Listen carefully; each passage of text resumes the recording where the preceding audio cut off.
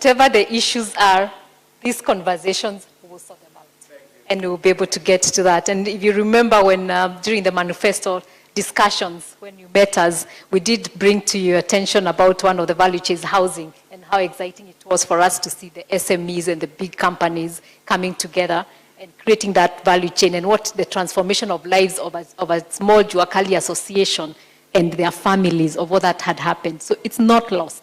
We're going to work on it, and we will get there. So be assured. And we've worked for many years together. I always remind the president that he's the first minister who ever called me during coalition government on a landline. And so I know his way of working. So, so I'm excited that we're having this conversation. And as KEPSA, we're able to bring all the sectors together for you, whichever sector. And this is meant to the governors, that if you need to meet the sectors, you don't have to keep wondering which association, which subsector can do this. Call us, we will rally them. If you need only one sector, then you can call one sector. But if you need the sectors around, we will bring all of them to you. So I needed to first begin by assuring you that, and then to say what you have said in terms of the focus, that we agree with, and as private sector, we are here to support as a partner to government in development, as we've done over the years. So as we are looking into these value chains, I look at some of the challenges that maybe we are facing as a country. And I think sometimes we forget as a country and blame the government, but we forget that there are global challenges.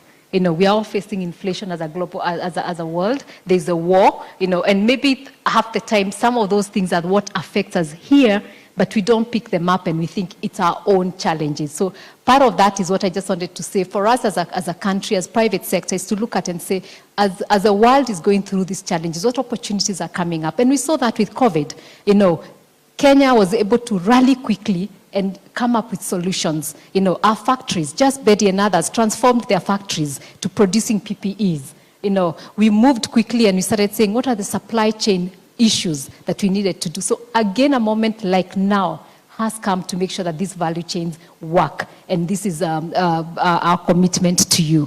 Let me begin by just saying that, and putting maybe picking from where Governor Igoro has said, and she used the example of tomatoes.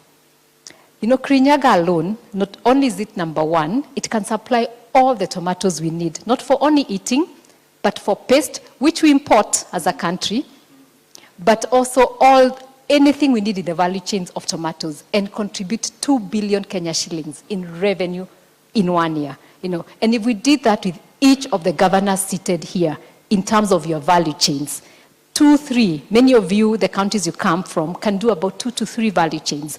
You can imagine we will not need to borrow a cent for the infrastructure. From independence, our infrastructure was all extractive. It all faced out to our colonial masters. Now it's about integration. We don't have to borrow anything to do that infrastructure if we only did the value chains. So allow me, Your Excellency, as we have said this and we've said all the positive things, what are some of the pinching areas that are affecting business as we move into these value chains? And so I'll call a few and give them a minute each to just say, if Mr. President, your government did this for this value chain, then what you have asked for, we will. And we'll hold them accountable. As I call them, let me say something that your CS challenged me, and you need to help me with your CS. He gives me very high challenges. He said he wants 500,000 jobs from the private sector for internship. And in a week, I think we have managed to secure commitments and pledges of 150,000.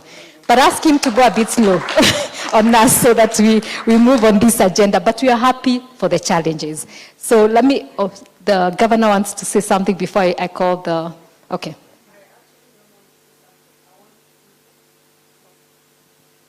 Before sorry, Excellency, before you call the private sector, because I thought we were just doing opening remarks and then going to the different sectors.